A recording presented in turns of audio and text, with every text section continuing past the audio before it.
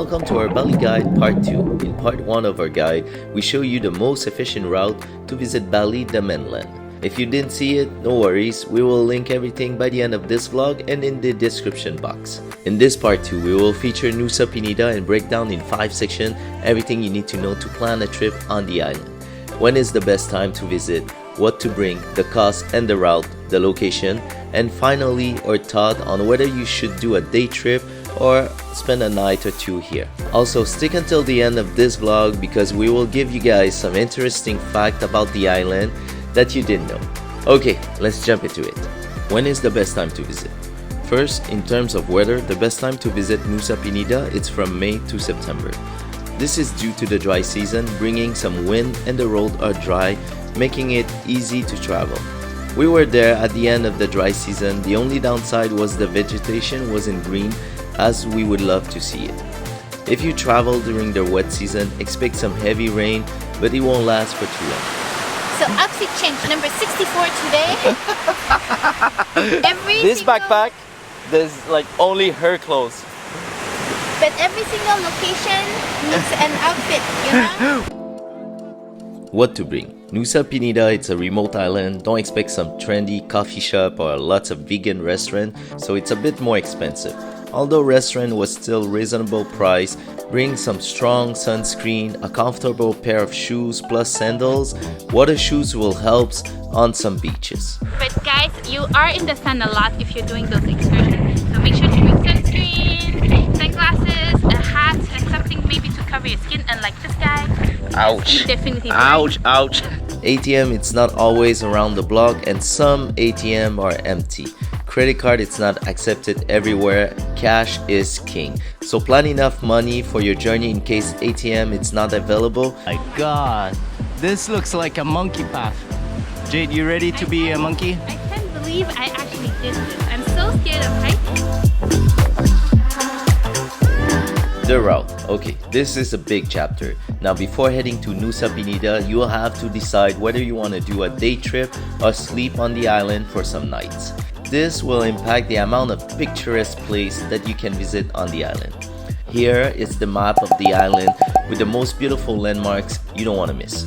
There is much more, but these are the most featured. On the east side of the island, you have Kelingking Beach, Angel Bilabong, Broken Beach, Crystal Bay. On the west side of the island, you have Atu Beach, the Treehouse, Diamond Beach, the Teletabi Hills. It looks very near from each other, but the reality is that the traffic and the road conditions are so bad and curvy that it will take you much more time compared to regular roads. That means if you choose to only do a day trip, you'll have to choose either the east or the west side of the island. Most of the day trip visitors will pick the east side of the island to see the famous Kelingking Beach. But more on these locations by the end of this vlog. If you depart for Nusa Penida from Bali mainland, you'll have to present yourself early morning on Sanur Pier. For DIYers, you can purchase your ticket directly from Sanur Pier on the same day. I've read in my research that you can show up 30 minutes to 1 hour prior to departure to buy your ticket and they will still have places for you. If you don't want to take any chances, Want2Go, it's a good website to purchase your ticket. It will be a bit more expensive and you have to buy them 24 hours in advance. You can also book a pre-arranged tour package. Price vary a lot and you will be traveling with many other tourists on a schedule. We took another option and we think this is the most enjoyable way to visit the island. We contact Nusa Penida Backpacker on Instagram. They arranged us a fast boat from Sanur and a private driver at Nusa Penida to pick us up and brought us to our Airbnb and took us for a 2-day tour. This is not a sponsor, they didn't pay us to say anything about them. We just believe that their service was great and deserved to be mentioned. This is YM. Yeah, I'm YM. And he's gonna be a driver for the next 2 days. Here's the breakdown of the cost. 150,000 EDR per person for a fast boat from Sanur to Nusa Penida. 600,000 EDR per day, including a private driver with AC, 4x4 car, gas, car parking, entrance fees to all the landmarks. It's a lot of money, but trust me, if you don't want to cut on something, it's the private driver. The road conditions are exceptionally bad. You can rent your own motorcycle, it's possible, but the roads the roads Unless you really don't have the budget or a professional motocross driver taking pleasure at driving on difficult parkour on a wear-out scooter, please take a private driver. You will be able to rest from the scorching sun in between two locations, avoid getting mechanical problems on a remote island, or worse, getting a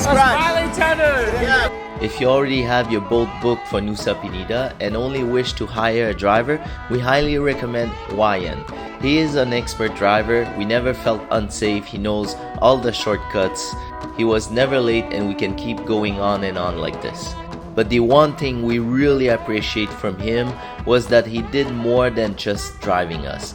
He walked with us, making sure we stay safe, following the right path, and he helped us taking pictures we wouldn't be able. He knows all the photo spot, and to be honest, he has a good eyes for framing pictures. I'll link his contact in the description box for you guys. I don't even know how you can drive a motorbike here if you're not an expert driver. Like, it's insane. Yeah, And it's not like for 2 minutes, it's like a good 40 minutes drive. After mentioning all this, if you still want to rent a scooter, right after you exit the pier of Nusa Penida, there will be many scooter rental shops available. It should be around 70,000 EDR per day. Don't forget to fill up the tank right after, because it could be a while before you see another gas station when you go deeper in the island. Although our cell phone lost connection on some part of the island, Google Maps still a good option to guide you through it.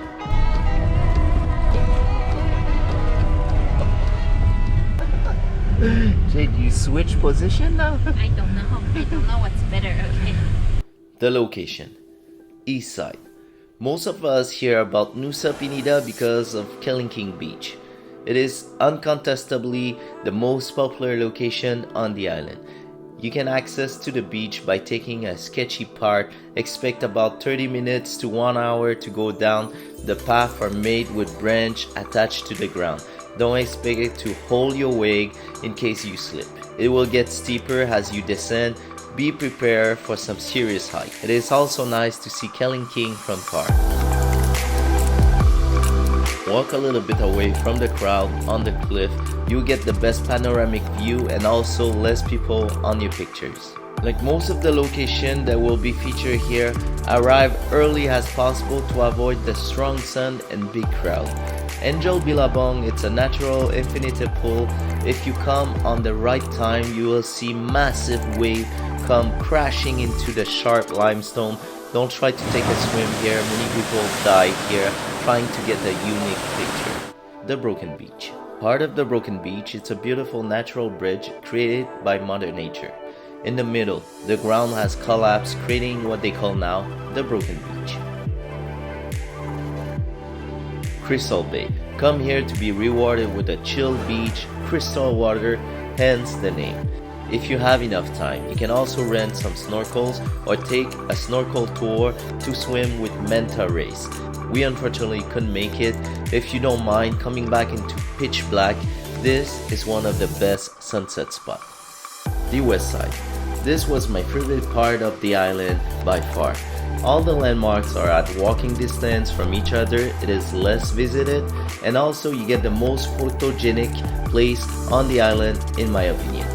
Start with the Muli and Treehouse. From the edge of a cliff, you'll be walking down lots of stairs that almost leads you to the middle of the ocean.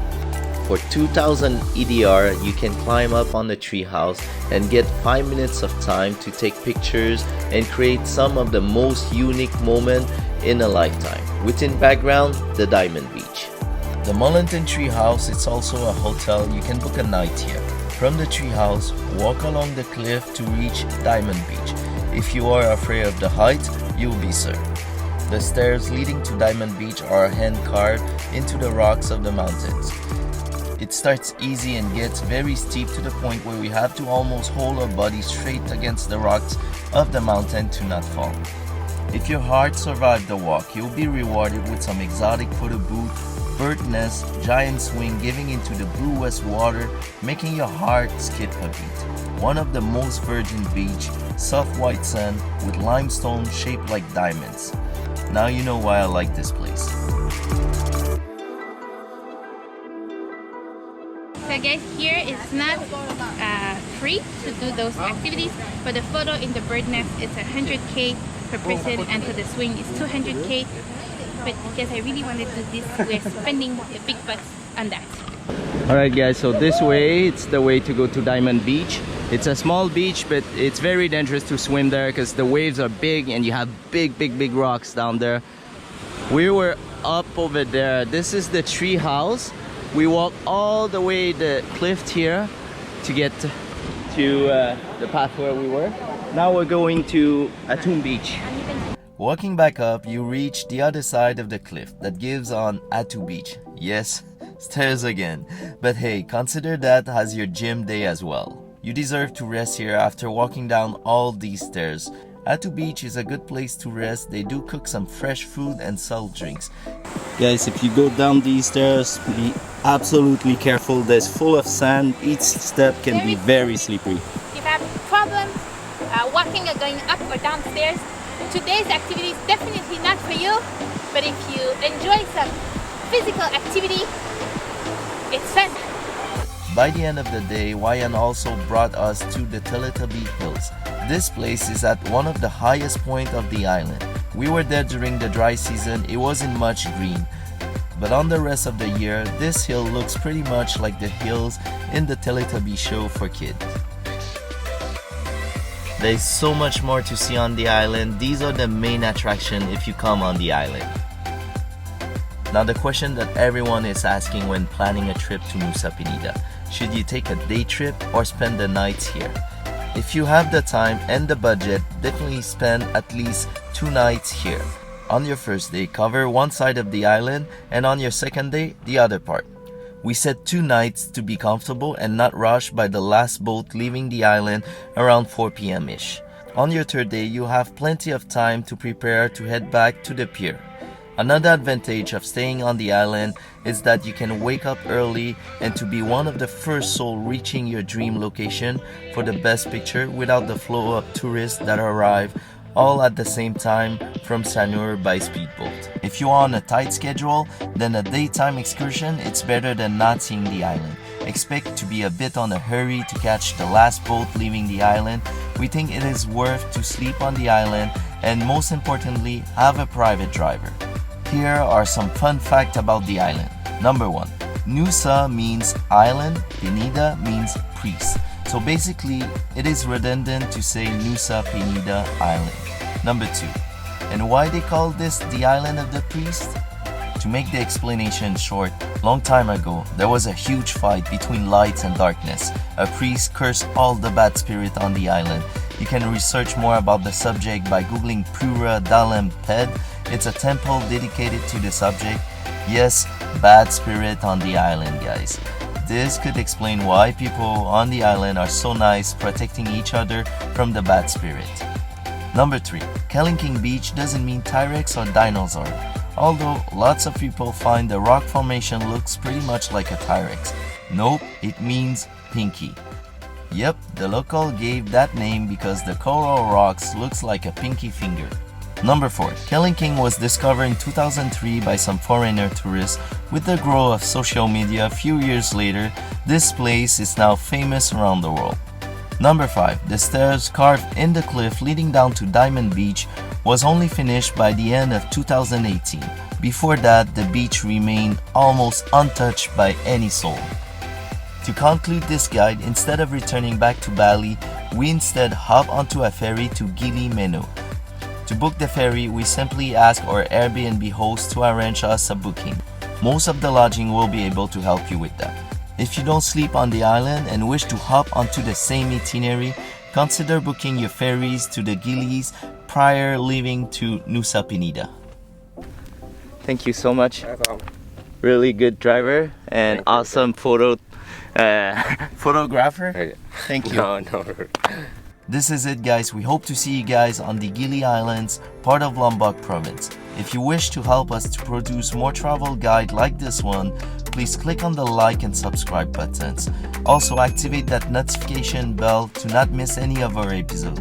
Let us know in the comment section what was your favorite part of Nusa Penida. We are curious to know. See you guys in the next one. Thank you to wait for me. You're very kind. Oh yeah. I'm almost there, Jade. Almost.